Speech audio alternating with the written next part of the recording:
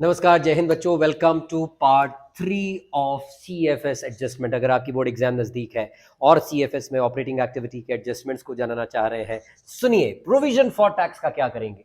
Provision for tax 3 cases होंगे। Number 1, जब आपको क्लियरली गिवन रहेगा कि provision made during the year इतना रुपया और tax paid during the year इतना रुपया, दोनों चीजें अगर क्लियरली गिवन है तो आपका तो प्रॉब्लम सॉल्व हो गया।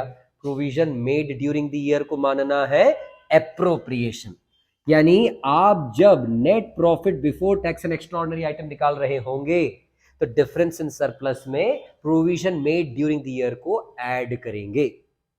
और टैक्स पेड का जो अमाउंट है वो लास्ट में जब ऑपरेटिंग कैश फ्लो निकाल लेते हैं तो operating cash flow before tax आता है, उसमें से जो टैक्स पेड माइनस करते हैं वहां इसको माइनस करके दिखाएंगे। नंबर 2, प्रोविजन फॉर टैक्स के ओपनिंग और क्लोजिंग बैलेंसेस आपको गिवन है। इसके अलावा कोई इंफॉर्मेशन गिवन नहीं है।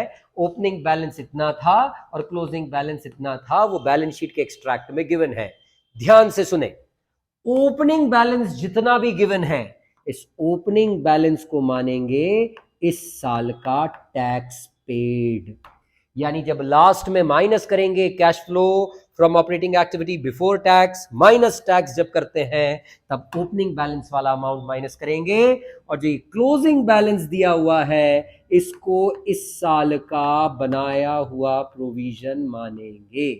यानी ये माना जाएगा एप्रोप्रिएशन, और एप्रोप्रिएशन माना जाएगा तो NP before tax and extraordinary item निकालने के लिए डिफरेंस इन सरप्लस में ऐड होगा। याद रखेंगे, ओपनिंग बैलेंस को मानना है टैक्स पेड और क्लोजिंग बैलेंस को मानना है एप्रोप्रिएशन, यानी provision made during the year.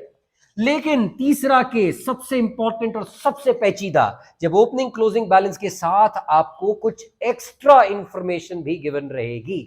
वो एक्स्ट्रा इंफॉर्मेशन क्या होगी? या तो provision made during the year दिया रहेगा या tax paid during the year दिया रहेगा। इन दोनों ही केसेस में आपको बनाना पड़ेगा एक working note for provision for tax account.